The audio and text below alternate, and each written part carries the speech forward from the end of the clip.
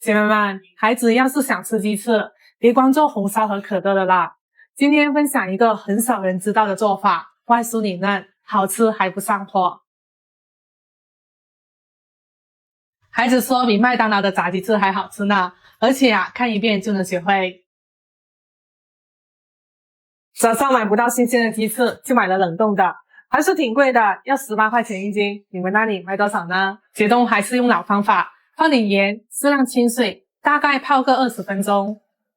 这样解冻有2个好处哦，一是解冻快，还能去除腥味；二是不会破坏肉质，做出来更嫩。你看，很快就解冻好了，再顺着血管挤一挤，把残留的血水都挤出来。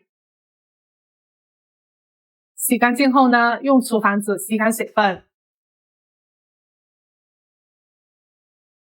在这里划一刀，这样会更好入味一些。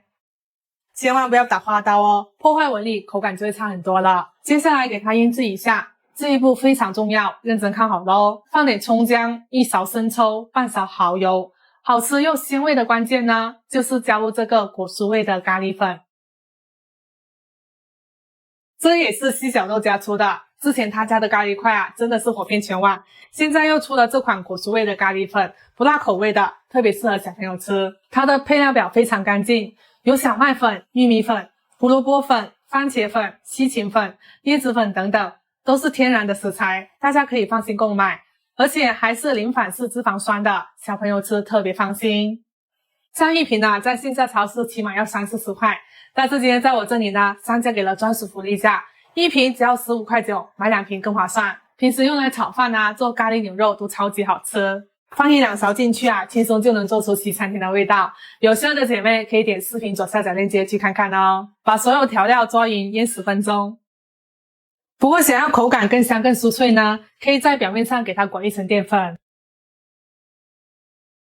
不用裹太厚，像这样薄薄一层就可以了。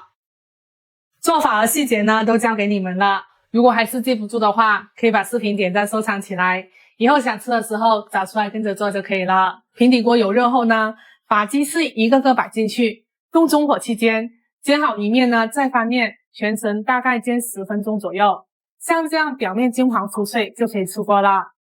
哇，这样做的咖喱鸡翅有点像炸出来的效果，看着就流口水了。以后孩子吃的话，就不用去麦当劳排队了，在家就能做出来，外酥里嫩的，咬开里面还会爆汁，小朋友超喜欢吃的，而且还是煎的，吃多了也不怕上火。学会了，赶紧给孩子做起来吧，也关注一下小陈哦，谢谢大家。